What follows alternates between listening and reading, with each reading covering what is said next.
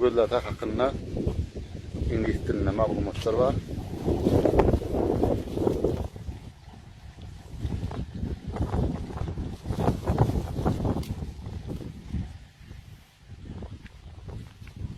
Türkmen sözü Muhib İbn Hasan Göllata.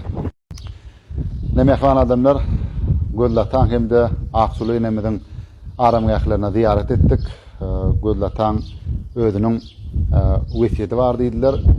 Maňa gelmeden öňürti enene de ziyaret edin diýip şoňsynem ilki Aksulu inemizin aramgahına ziyaret ettik.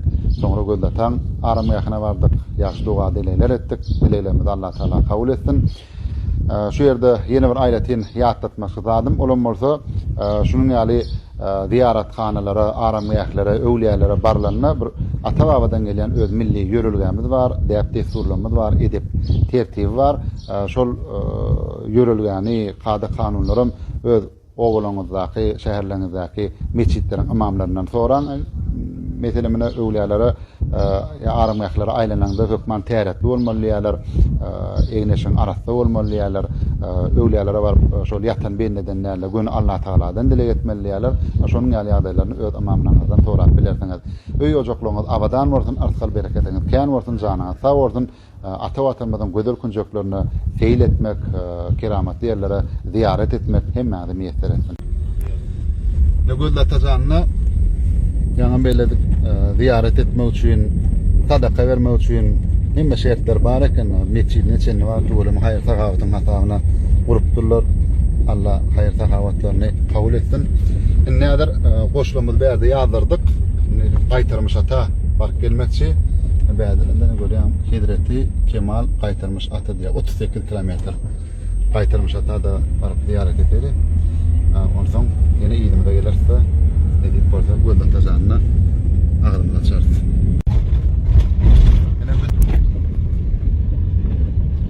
Bu ýerde de sadaka etmek üçin sadaka jaýlary bar, hem şertler bar.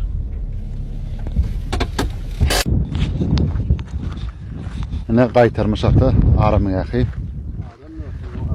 Maglumatlarym ýazylgy. Hazda görkezim.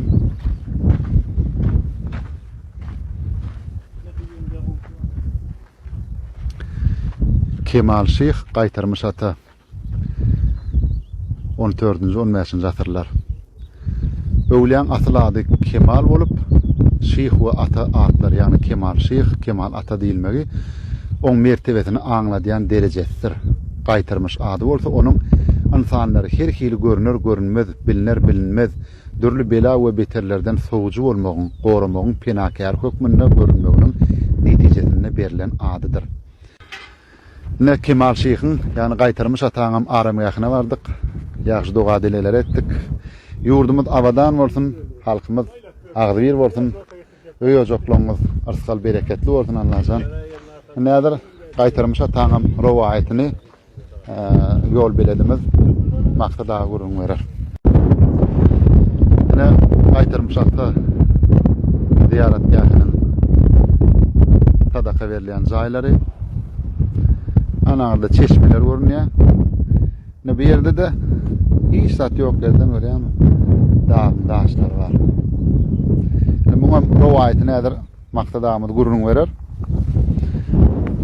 Maksada gaýtarmyş ata Hazrat Kemal Şeyh gaýtarmyş atamyzyň özi çopançylyk bilen meşgul bolan, soňra da şulaň üstüne ýanky galmak düşmanlar solan wagtyna gaýtarmyş atamyz öz halal mallaryny şu düşmanlara ya Rabbi Huda edip Allah'dan dilep düşmanlara netip aylandırma men halal mallamy harama tindirme diýen wagtyna Allah tarapyndan kudret bilen şu görýän daşlaňyz gaýtarmyş atanyň mallary şular daşy öwürler Allah'ın kudret tarapyndan ýa-ni galmyklara haramlara netip etme diýip dilek duasyny edenden soňra şu görýänleriňiz düýeli ullary düýeti düýämeňler goýuna meňler şol daşy öwürlerden şu gaýtarmyş atanyň mallaryny atlaryny çeşmeler şu çeşmeler boyunda da mallar yatan yerine yatan daşy bağlan mallar.